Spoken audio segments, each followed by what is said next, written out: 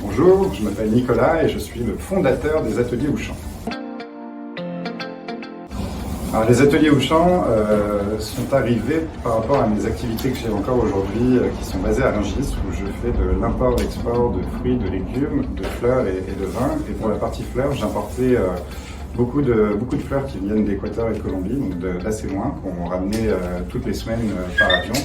D'un point de vue écologique et d'un point de vue empreinte carbone et tout ça, ça devenait un peu ridicule. Donc je me suis focalisé à essayer de trouver d'autres solutions. Alors, le nom Atelier Auchan vient de ma maison de campagne qui m'est très chère, qui s'appelle les Jardins d'Auchan.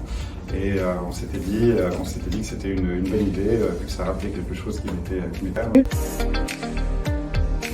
Alors j'ai connu stabiliser par rapport à mes activités d'avant, donc sur la partie fleurs de la chose, en travaillant avec différents fournisseurs dispatchés à travers le monde, on s'est rendu compte qu'il y avait de la rose éternelle, de la rose stabilisée qui existait.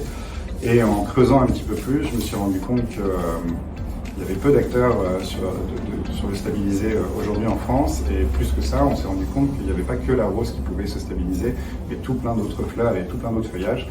Donc on s'est dit que ça pouvait devenir une alternative à la fleur fraîche et on s'est donc lancé sur ce sujet-là. Alors moi j'ai un rôle un peu en amont, donc vous me verrez assez rarement dans la boutique. J'ai un rôle assez stratégique, donc à regarder un peu avec lesquels fournisseurs on travaille, voir un peu où est-ce qu'on va pouvoir dépenser les différents budgets, comment est-ce qu'on communique sur Atelier Auchan, avec qui est-ce qu'on va travailler, des partenariats qu'on fera, et ce genre de choses. Alors c'est assez compliqué, j'ai pas forcément une création préférée. J'aurais tendance à dire que je préfère les bouquets qui ont des tendances assez végétales. Donc tout un bouquet sur des tonalités vertes qui a beaucoup de feuillage. Je trouve qu'aujourd'hui on n'est pas obligé d'avoir de la fleur pour rendre le feuillage, l'eucalyptus très joli. La chose la plus dure, je pense que ça a été déjà le lancement de la société, parce que avec les activités que j'ai encore à Rungis, je travaille qu'avec des professionnels qu'en B2B. Et c'est vrai que la raison première d'Atelier Auchan, c'était de permettre au client final de pouvoir prétendre acheter des créations en stabilisé. Donc je pense que voilà, le lancement de la société a été assez difficile. Et puis aujourd'hui, depuis 2 ans et demi qu'on est lancé, je pense que la grosse difficulté de notre business, c'est de communiquer sur le stabilisé, de faire connaître le stabilisé à tout le monde. Les gens connaissent le séché, connaissent le faux, connaissent la fleur fraîche, mais ont du mal à comprendre encore ce qu'est le stabilisé. Donc on a beaucoup de travail là-dessus.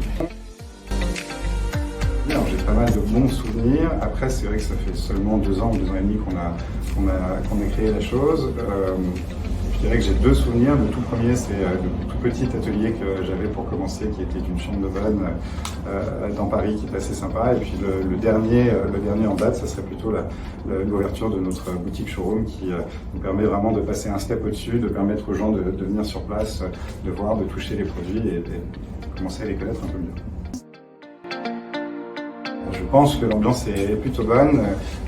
On est une toute petite équipe, donc tout le monde a tendance à donner son point de vue, à être pris en compte, à discuter un peu avec tout le monde. Donc non, j'aurais tendance à dire que l'ambiance est plutôt bonne, super bonne même.